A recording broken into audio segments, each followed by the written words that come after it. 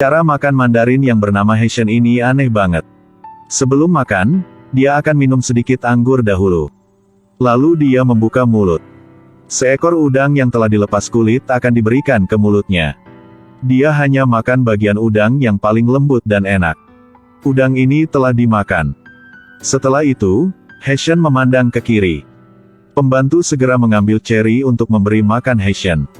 Apa yang baru jatuh? Itulah sebuah ceri ya Pak. Ambilnya. Iya Pak. Makanlah. Iya.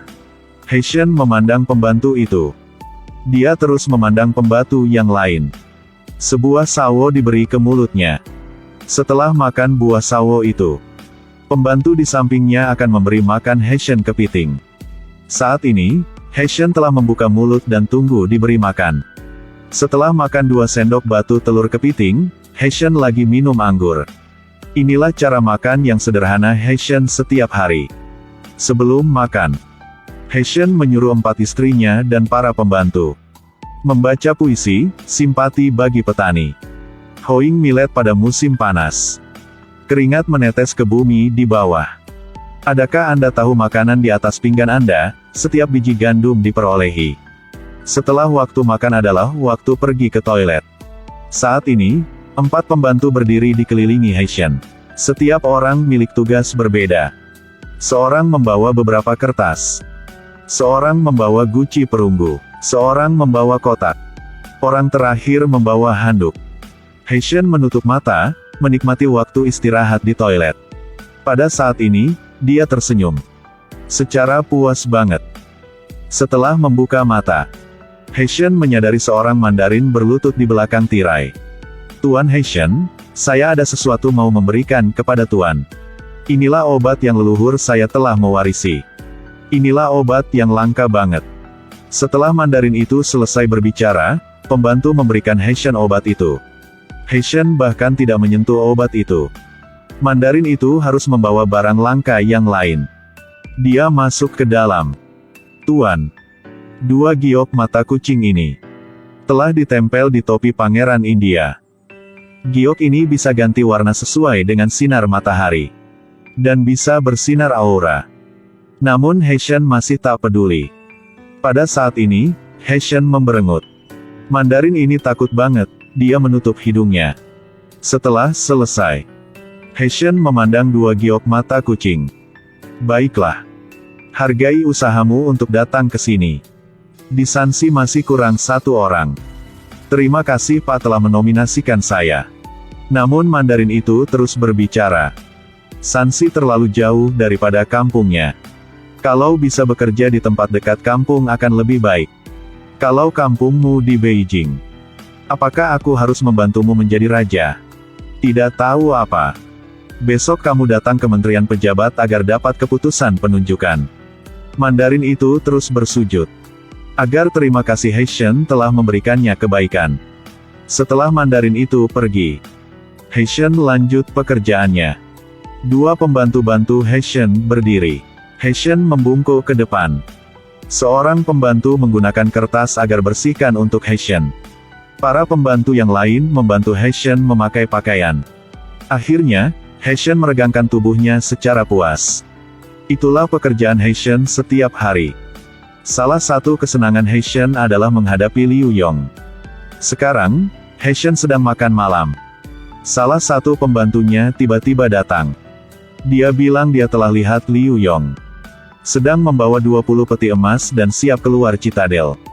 Namun Heshen telah ditipu oleh Liu Yong. Apakah kamu salah paham? Tuan, kalau saya salah, Tuan membunuh saya aja. Dengar itu, Heshen puas banget sehingga dia tersenyum. Dia angkat gelas anggur dan menikmatinya. Kemudian, Heshen bertemu dengan raja agar melapor. Setelah melaporkan kepada raja, muka raja menjadi serius. Raja tak percaya seorang lurus hati seperti Liu Yong bisa melakukan hal ini. Raja konfirmasi beberapa kali dengan Heshen. Raja yang terhormat, kalau saya salah, Tuan membunuh saya aja. Melihat keyakinan Heshen, Raja menyuruh Heshen menangkap Liu Yong dan jumlah emas itu. Raja mau tahu Liu Yong telah mengorupsi berapa uang. He Shen memimpin beberapa orang. Berada di pintu citadel agar berhenti Liu Yong. Dia bilang inilah pendapat raja. Namun Liu Yong tak takut apapun. Dia bilang dalam peti ini adalah barang-barang pribadinya aja. He Shen tak percaya kata-kata Liu Yong. Bukalah para peti ini agar cek. Setelah membuka para peti itu, pembantu memberikan He Shen. Memang, itu adalah batangan emas yang berat. He Shen melihat pembuktian yang jelas ini. Tangkaplah Liu Yong dan emas. Hari selanjutnya, He Shen menyuruh pembantunya membawa 20 peti emas itu ke keraton. Bahkan raja juga belum pernah melihat terlalu banyak emas seperti ini. Raja marah banget. Dia menyuruh orang mengantar Liu Yong ke keraton. Raja bilang saksi dan bukti tersedia. Raja tanya gimana Liu Yong bisa tak mengakui. Raja yang terhormat, Tuan dan He Shen telah cek sendiri. Saya tak tahu berbicara apa lagi. Baiklah. Bukalah para peti itu. Setelah para peti dibuka, para Mandarin terkejut banget. He Shen melepas kain itu sendiri. Dan membukti para emas ini adalah emas asli. Kemudian, dia memberikan seorang Mandarin sebatangan emas. Raja, saya ada 20 peti emas. Namun saya tak menggunakan jumlah emas ini untuk diri saya sendiri. Saya siap menggunakan jumlah emas ini untuk membantu warga di Jiangsu. Raja hampir percaya pada Liu Yong. Raja tanya jumlah emas ini dari mana. Inilah inti. Apakah inilah hadiah dari raja? Meskipun dia menjadikan selir selama 200 tahun, dia masih tak bisa ada terlalu banyak emas seperti ini. Liu Yong mengatakan bahwa jumlah emas ini telah diwarisi oleh ayahnya. Bahkan, saat membuat emas ini, seniman telah tulis 4 kata di setiap batangan emas. Kata apa? Membantu orang mendapat kebaikan.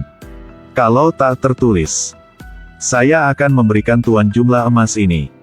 He Shen mulai takut. Dia segera cek setiap batangan emas. Raja, tak ada kata pun di atas batangan emas ini. Tak ada kata pun. Liu Yong, kamu terlalu berani. Gimana kamu bisa berbohong lagi? Kemudian, Raja menyuruh Liu Yong cek sendiri. Agar dia tak bisa berbohong lagi. Liu Yong memegang batangan emas. Ini bukan. Raja, ini bukan emas saya. Raja tak mau melihat Liu Yong terus akting. Raja menyuruh menahannya di penjara. Tunggu sebentar. Raja, tolong lihatlah. Ini bukan batangan emas keluarga Liu. Inilah bata terbuat dari lumpur. Dalamnya ada pelumbum juga. Raja coba melihat batangan emas itu. He Shen mulai takut banget. Dia cek para batangan emas yang lain. Dia mengambil salah satu batangan emas. Dia baru aja memukulnya dengan lembut, batangan emas itu telah patah. Dalam 20 peti emas itu, tak ada batangan emas yang asli. He Shen takut banget sehingga dia duduk di lantai. He Shen, apa sedang terjadi? He Shen bingung banget sehingga dia tak tahu berbicara apapun. Kali ini, dia akan dihukum karena telah menipu raja. Liu Yong, ayo kamu menjelaskan apa yang sedang terjadi. He Shen, saya mau tanya Anda. Emas dalam 20 peti ini kenapa telah menjadi batu? Setelah berpikir lama, He Shen baru menyadari. Liu Yong membuat banyak emas palsu agar menipu He Shen. Liu Yong Liu Yong. Kamu jahat banget. Setelah itu, He Shen menjelaskan kepada raja. Liu Yong telah menipu dia. Namun raja belum berbicara apapun. Saat ini, Liu Yong mulai merasa tidak adil. Raja, saya telah membawa 20 peti emas ini secara keras. Hanya untuk membawa batu ke kampung aja kan? Saya melakukan hal itu untuk apa? Tak seorang pun begitu bodoh. Liu Yong bilang jumlah emasnya setelah disimpang di rumah He Shen malam kemarin telah menjadi batu semua. Dia minta raja memberikannya keadilan. Lalu Liu Yong mulai menangis. Raja tanya He Shen memberikannya banyak batu. Kenapa berani bilang itulah emas? Inilah menipu raja. He Shen menolong raja memaafkannya.